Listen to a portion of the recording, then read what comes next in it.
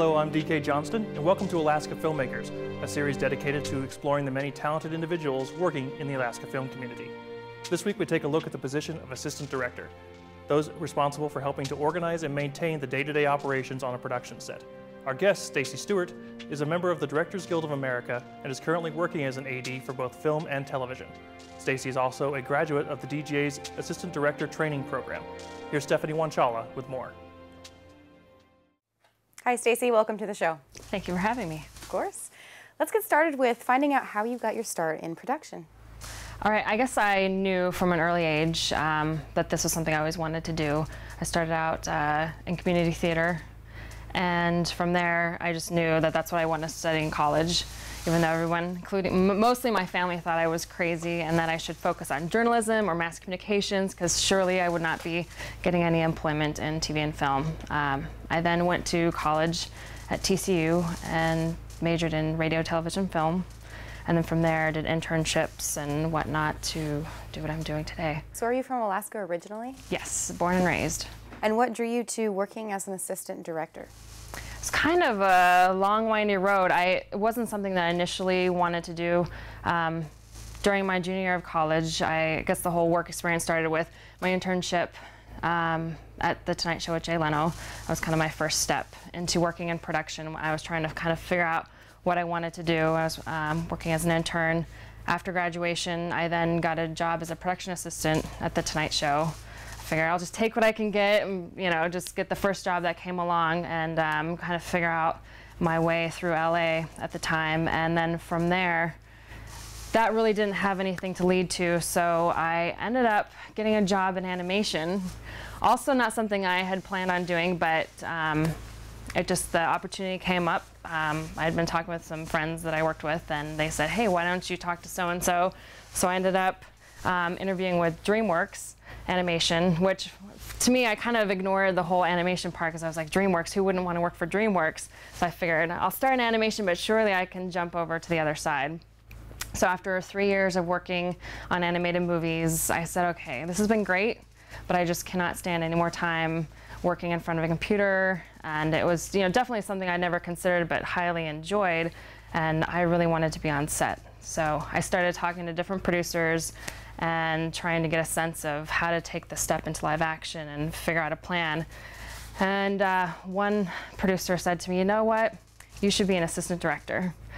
And so I started looking into that, and she recommended I go towards getting into the Assistant Directors Training Program, and which is one way to become an assistant director.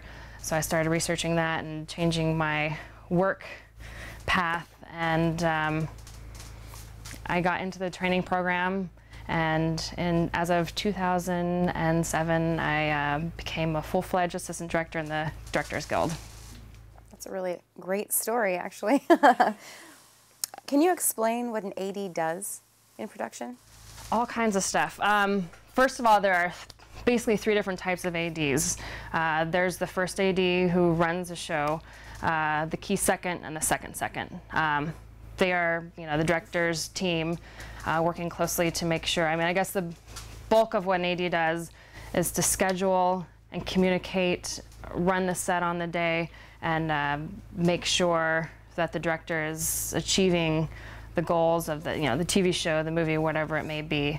You know, first AD is primarily the one that is on set, calling the shots, rolls, cuts, you know, communicating to the departments and making sure that, you know, the schedule that was prepped ahead of time is staying its course, and then communicating with the rest of their team and the crew to get the day accomplished.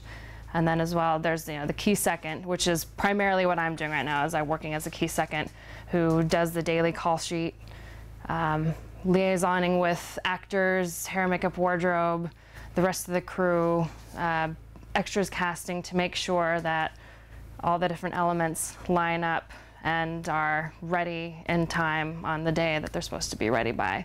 And as well, there's also the second AD, who primarily is on set assisting the first AD along with the key second and setting background actors and just making the day flow. So there's just all kinds of running around, you know, making sure that people are working efficiently, safely, and my favorite part is maintaining quiet on the set. can never get enough quiet when you're shooting with people yakking away off in the corners. I think they can be quiet, but that's one of my favorite jobs, yelling at people all day long. Why did you decide to join the union? That was the path I was on. The Assistant Directors Training Program is, guided specific to joining the union. I mean, there's many ways to work as an AD. You can work, independent, non-union work. To try and collect your days to join the union, work as a PA to join the union, or there's also the training program, which is another way of doing that. Can you walk us through the DGA Training Program? Sure. I do have to say it's changed a little bit since I got through, but I will share with you my experience. In 2000, let's see, I guess it was about 2004, that's when I decided to make the plan to try and get into the training program. And it's a whole process. It seems similar to me as applying for college.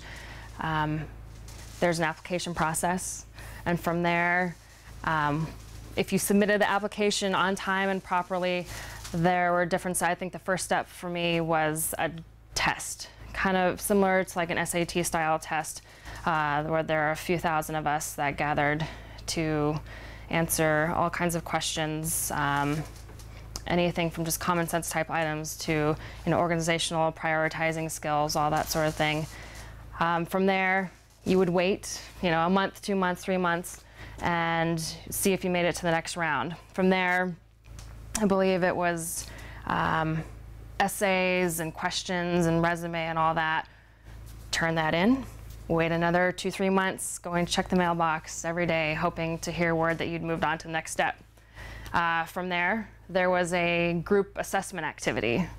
And again, you'd go attend that, hope that you did well, and wait, another month or so for the next letter to come in the mail.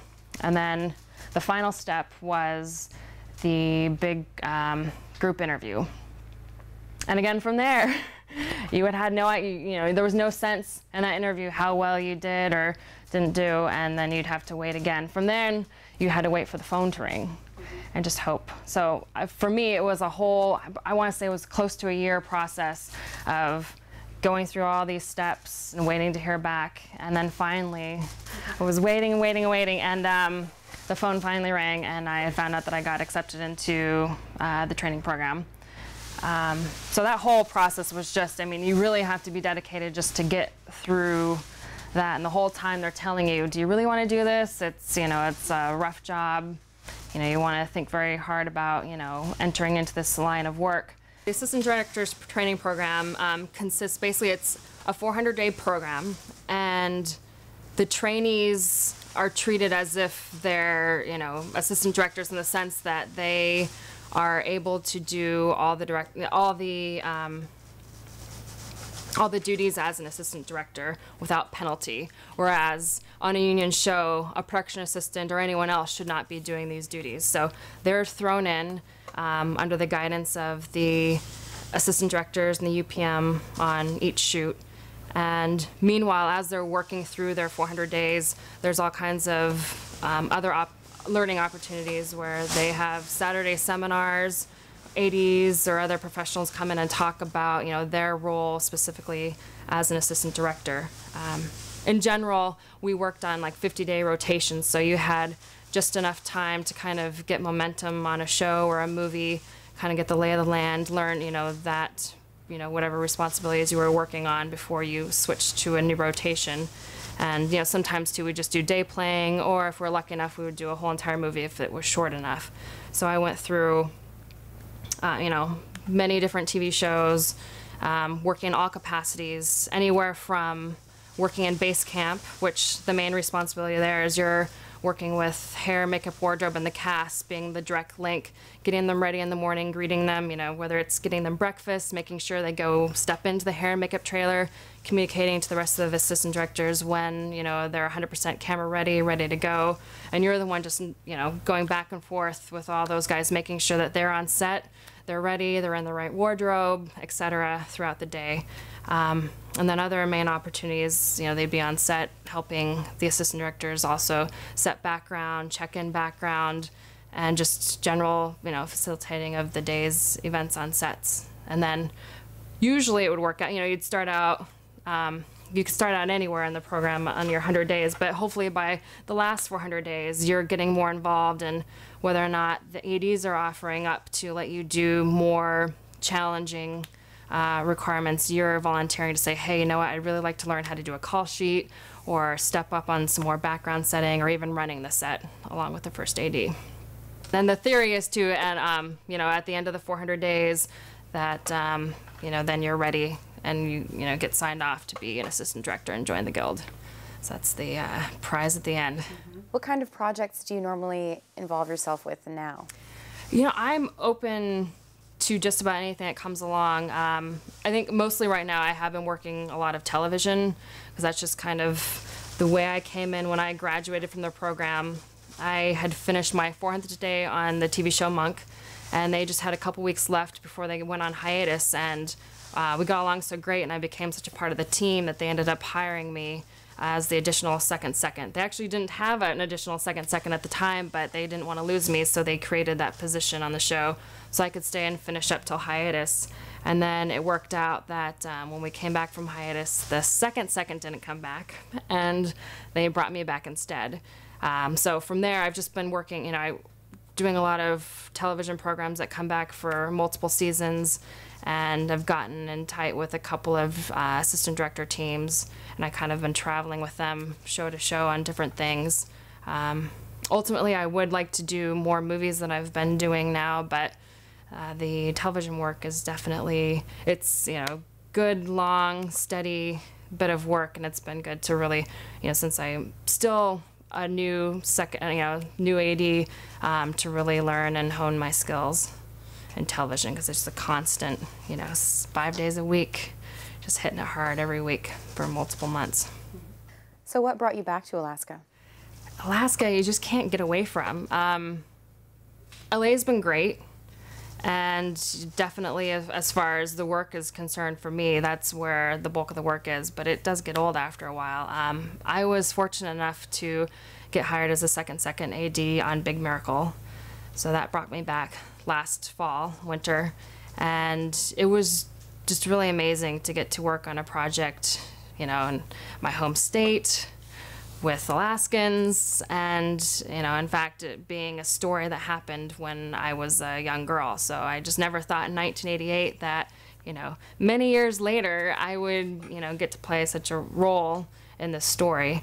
And I did, I've gone back to LA since then to do work and to shows and whatnot, but I definitely, I don't know, I'm at that point in life where I want to come back up here and hopefully spend more of my time in Alaska.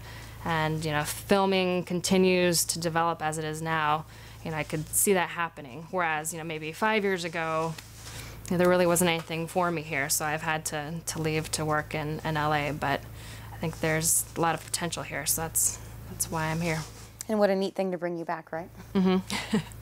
Are you currently looking to work on other projects outside of Alaska? I always keep my options open, and right now, even though there is work here in the state, there's only a couple of ADs on each show or job, and still not enough work here to keep me here full time. So I do still have the television show Rizzoli and Isles that is about to start its 3rd season that unless nothing else comes along, I'm definitely going back to that this spring. But and really, there's so many things that are shot all over the world, and I do love to travel, so I'm, open to all possibilities, and hopefully there'll be more work in Alaska to keep me here a little bit more out of the year. Yeah, I'm always keep those options open. I've been fortunate enough to been to Jamaica on a shoot and travel a little bit around the States, but you never know where filming's going to take you. What benefits are there being part of the DGA? Well, I think belonging to any kind of union, there's always going to be, certain benefits as far as, being protected. As far, I guess specifically I could look to if I were non-union versus union, they could work me, hours upon hours till the cows come home, and either you're getting into an unsafe situation or you're not being compensated properly. Whereas, I mean, as an assistant director, we work a ton of hours. I usually average 14 to 16 hours a day. I'm most times first one in, last one out. However, they make sure that you're getting turnarounds and you're getting some sleep, and that if you're working way above and beyond those 16 hours, that you are getting compensated appropriately for that. So do you feel that being in the DGA kind of requires you to live in LA, or does it give you the freedom to travel and go wherever you like? You can live wherever you want. LA is my production center, but Alaska is my local address, area of hire. A lot of times, like it's LA, Vancouver, New York, those are the big production centers, and you can live and near that area, claim that area, and get to do work. So I can work in Los Angeles, but if something comes up here, obviously I'm going to work here, or there's opportunities all over the country or in other countries that can come up. It just depends, as long as you're meeting the rules of wherever you're specified to work. But really, the opportunities are open. With the progression of today's technology, what changes, if any, have you noticed in film production and distribution? I mean, something that I've definitely noticed since being a trainee to now is, going from, it seems, so many people are shooting on digital and less film. And as far as some things, that are specific to my role, just the information exchange, people in their smartphones or iPads or, email and all that. If we have a question on set, let's say, maybe somebody's, wardrobe we're not quite sure about, or a prop, and there's a question to a producer or a writer who's either not, currently with us on the location or in another, time zone altogether, we're able to snap a quick photo, zip that to them, and they can comment and go, yes, let's go with this dress or that dress, or let's do away with this prop that's in the set that somebody has some disagreement about. Or even also too, just being able to communicate on writing changes and getting pages sent in through email and all that. It just seems like there's a lot of information that can spread so much quickly.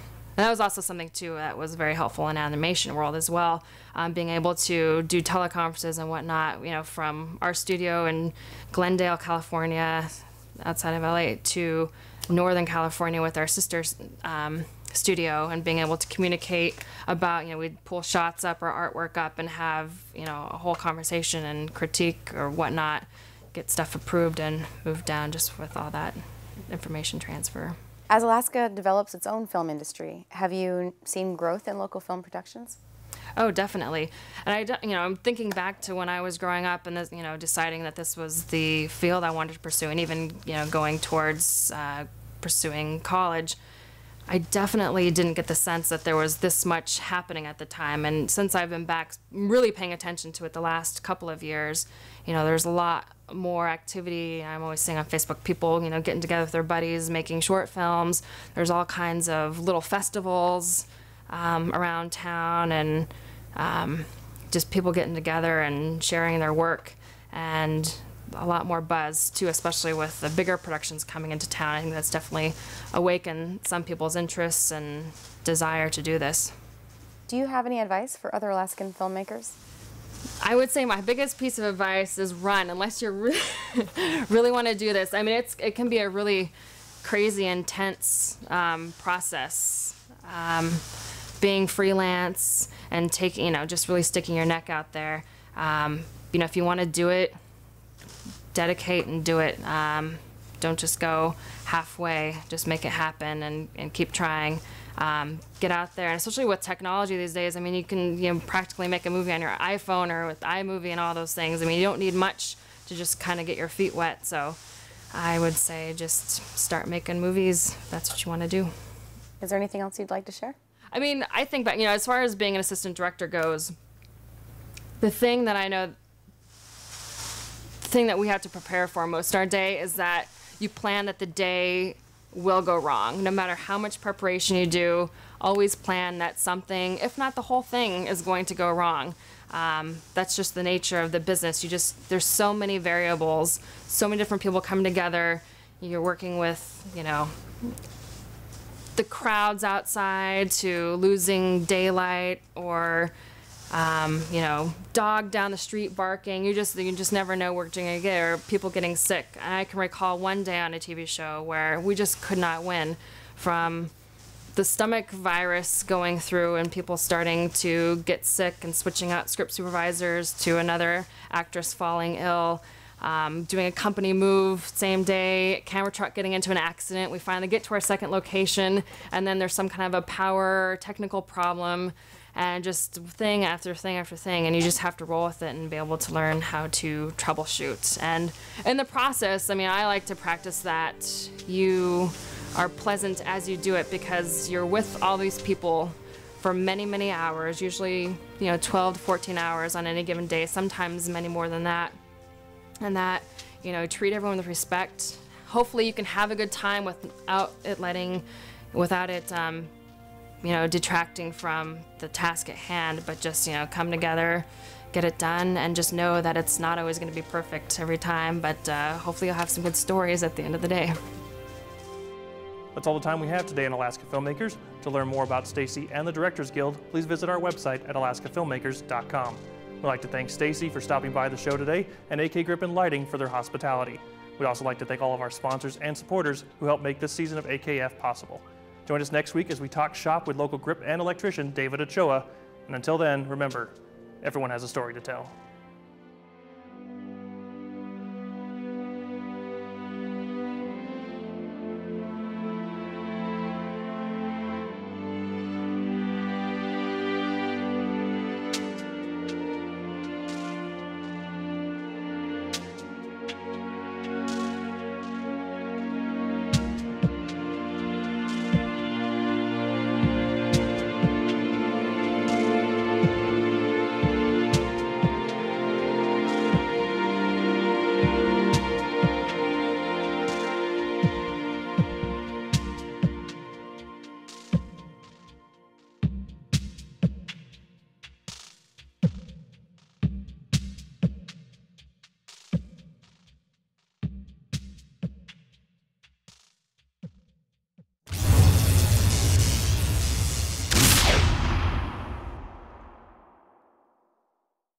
Whoop, whoop, whoop, whoop.